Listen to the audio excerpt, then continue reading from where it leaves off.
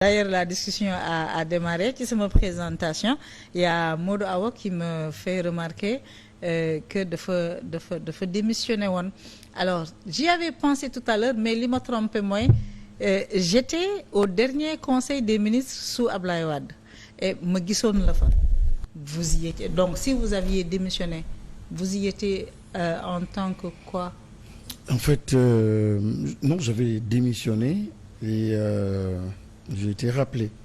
Donc le dernier conseil des ministres, et à cette occasion d'ailleurs, le président m'avait désigné comme son dernier porte-parole. Et on s'était retrouvés. Donc c'était lié à l'histoire du troisième mandat. Voilà. Donc j'avais pu dire... D'accord woon quoi. En fait, pas que d'accord au monde, mais il disait qu'il l'avait jamais dit. Et avec beaucoup de franchise, mais beaucoup d'humilité, de respect aussi. ma yëkkati suma loxo ne ko président yaa ko waxoon. D'accord, en conseil des ministres je pense que Souleymane Ndéné Ndiaye mas na raconter anecdote bi. Voilà en donc conseil des ministres nga ne ko moom moo ko wax. ma ne ko yaa ko waxoon ni doo présenté wu. parce que soo nekkee ak nit ci kuréel yu mel noonu je crois que c'est le lieu li nga xalaat nga mën ko partager foofu plutôt que nga génn ci biti di ko wax. Mais ça a été très très très mal interprété après. Et vous savez comment ça se passe, hein, la fin d'un règne. Et donc ils ont voulu des problèmes. Bon, finalement, j'ai pensé qu'il était plus simple de me rendre sur ma démission, donc ce que j'avais fait. Mais après, il y a eu la médiation, donc ils m'ont rappelé, Mortan ak moom. Et franchement, c'est un grand président, un grand homme qui a beaucoup fait, et qui avait beaucoup de générosité et beaucoup d'ambition pour le pays. Donc c'est ce que je retiens. Et à la fin, franchement, papa la woon ci man, maître la ci man, et vraiment beaucoup de respect. Alors, bi ñu la nommé ministère de l'Éducation nationale, j'ai vu certaines voix s'élever pour dire attention concernant les nominations de Abdourahmane Diouf. Lui, je ne vais pas l'épargner. Dafa am histoire bu am sama diggante ak moom tant que ñëwoo toog fii. Tant que ñëwul toog fii ñu waxtaan. Il me boude, c'est mon ami, mais il me boude tant que ñëwul ñu waxtaan.